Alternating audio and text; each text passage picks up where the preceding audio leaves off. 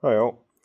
If you're unlucky to have broken a bolt in Land Rover hub flange bolts, but prone to it if you put a windy gun on it, which I did.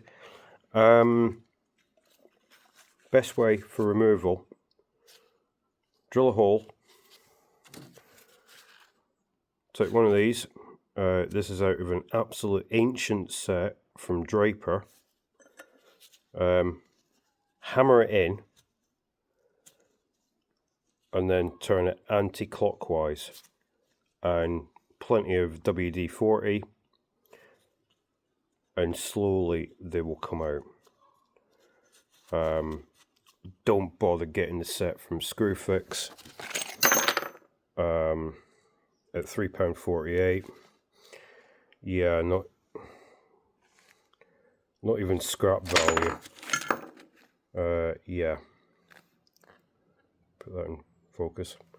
Yeah, Screwfix set, crap. Ancient Draper set does exactly what it says on the box. So there you go.